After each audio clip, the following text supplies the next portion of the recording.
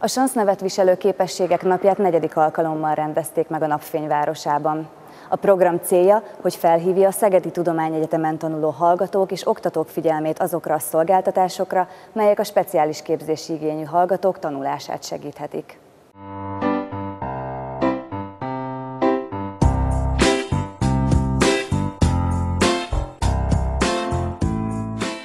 A program szervezője az STE Hallgatói Esélyegyenlőséget Biztosító Bizottsága, amelynek feladata, hogy informálja a mozgás, hallás, látássérült és tanulási nehézségekkel küzdő hallgatókat a nekik járó támogatásokról, tanulmányi kedvezményekről, valamint szolgáltatásokkal támogassa integrációjukat a kortárs közösségekbe.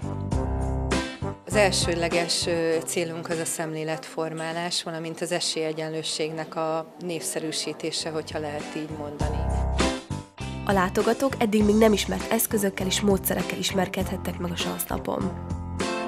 Ez egy Braille ABC, ami látóban és Braille-ben is rajta vannak tulajdonképpen a Braille-nek a pontjai. Ez egy 6 pontból álló írás, amit Louis Braille talált fel a 19. században. Hát azt kell róla tudni, hogy 6 pontból áll, és a pontok kombinációiból jön ki tulajdonképpen maga az egész Braille írás. Tehát ez ugye úgy néz ki, hogy ha elképzelünk egy Braille írógépet, van rajta 3 betű bal oldalt, 1, 2, 3, 4, 5, 6 a jobb oldalt, és akkor ha egyszerre lenyomjuk a 6 billentyűt, akkor jönnek ki a 6 pont. De most egyből jönnek ki a kombinációk. Tehát az A az 1-es, A a 4-es, B 1, 2, C 1, 3, C 1, 4, 6, és így tovább, és így tovább. A látássérültek olvasását egyéb eszközök is segítik, amelyek nem tapintás, hanem hallás útján juttatják el az információkat. Szöveggel lefelé.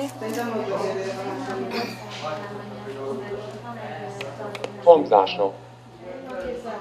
Legmegfelelőbben tudja fokozatmentesen lassítani, gyorsítani, anélkül, hogy a hangmagasság megváltozna. Ez az egyesület a megyében élő látássérülteket tömöríti, tagjaink létszáma jelenleg 500 fő körül van, viszont ez nem ezt jelenti, hogy csak ennyien vannak a megyébe, akiknek látásproblémájuk van, hiszen az államkincstári adatok szerint közel 2000-en vannak, akiknek problémájuk van a látással. Egy ajtó mögött olykor más világ tárul elénk. A Vakszoba pont egy ilyen program lehetőségét nyújtotta a hallgatóknak. A kezünkbe adott tárgyakat, amit föl kellett ismerni, például volt közöttük, hogy fogkrém volt, szappan, dezodor, liszt és cukor. Na, az kicsit nehéz volt, de amikor így megráztam, akkor lehetett érezni, hogy melyik.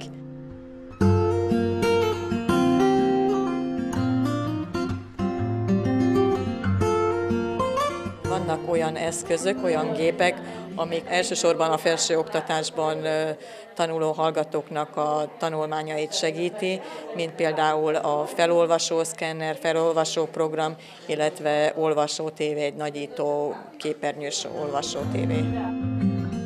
Az önkifejezés a legfontosabb dolog az életünkben, még ha néha úgy is érezzük, nincs is lehetőségünk rá, mindig utat tör magának.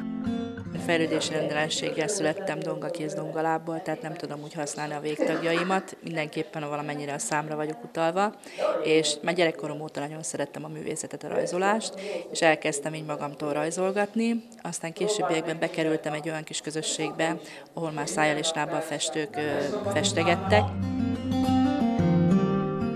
Saját magunk kifejezése egyszerű dolognak tűnhet. Hétköznapi, talán szóra sem érdemes. Azonban vannak olyanok, akik nem tudnák szavakká formálni gondolataikat, nekik más módszereket kell találniuk. Beszélgetés nehéz számára, csak jelnyelven tud kommunikálni, valamint egy szárról olvas. Elfogadták a jelnyelvet, és majd a későbbiek folyamán a diplomához is lehet ugyanúgy beszámítani nyelvvizsgának, mint a több nyelvek esetében.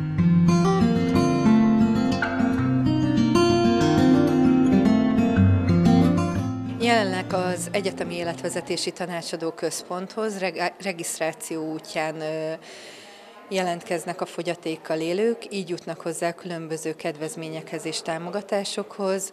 Most több mint 170-en vannak, ez körülbelül 50 fővel növelhető még, olyan értelemben, hogy azok, akik nem veszik igénybe ezeket a támogatásokat, de szintén fogyatékkal élők. Az érzékszervek tesztelésére különböző játékos feladatokkal készültek a szervezők, hogy az érdeklődők letesztelhessék, mit is éreznek a külvilágból.